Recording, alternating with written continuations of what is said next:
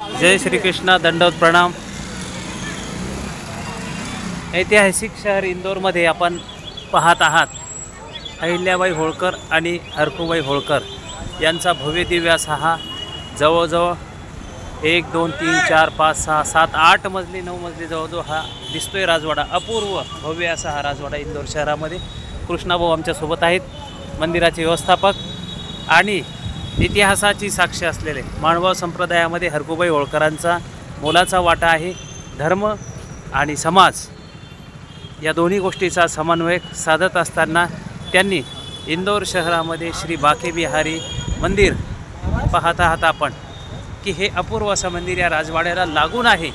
हे पाहता अपूर्व असं हे मंदिर आणि इथे त्या मंदिरामध्ये श्रीकृष्ण महाराजांच्या भव्य अशा जुन्या मूर्ती आणि त्याची भक्ती ही या राजवाड्याच्या माध्यमातून करीत असत असा एक इतिहास सांगितला जातो। पाहता आता आपण राजवाडा चौक, इंदोर शहर। दंडवत प्रणाम, जय श्री चक्रधर। विशेष म्हणजे या राजवाड्याला लागूनच पाहतात आपण हे श्री बाके बिहारी लाल मंदिर इंदोर शहरामध्ये आपण आहात की जे मंदिर या राजवाड्याला लागून राणी हरकूबाईंनी आपल्या पूजनासाठी, आपल्या आराधनेसाठी या मंदिराची उभारणी केलेली आहे। दंडवत प्रणाम।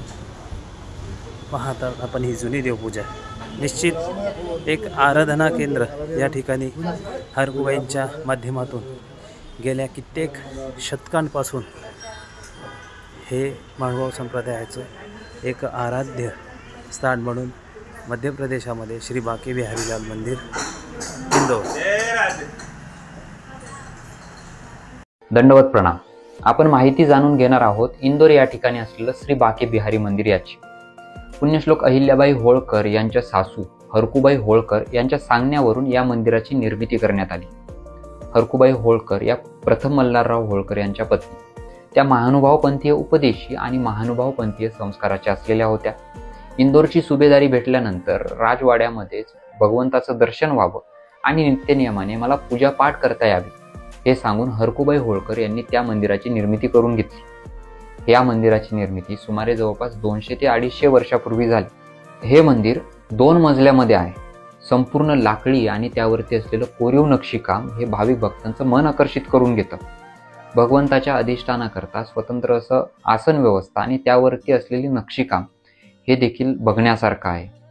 आजही त्या मंदिरामध्ये महानुभावपंथीय परंपरेनुसार श्रीकृष्ण जन्माष्टमी, इतर अवतार दिन आणि इतर वार्षिक सण उत्सव साजरे केले जातात। जवळपास 200 वर्ष जुनं असलेलं मंदिर आजही आहे त्या स्थितीमध्ये आपल्याला पाहायला भेटतं। हरकूबाई होळकर यांची महानुभाव पंथाप्रती असलेली निष्ठा आणि भगवंत श्रीकृष्ण महाराजांवरती असलेली श्रद्धा ही आपल्याला यामधून पाहायला भेटते। मुख्य अशा तीर्थस्थानांवरती मंदिराची निर्मिती करण्यात आलेली आपल्याला पाहायला भेटते। त्यांनी केलेल्या धर्मरूप कार्याबद्दल, धर्मरूप योगदानाबद्दल आपण कृतज्ञता व्यक्त करूया। जय श्री चक्रधर, जय महानुभाव।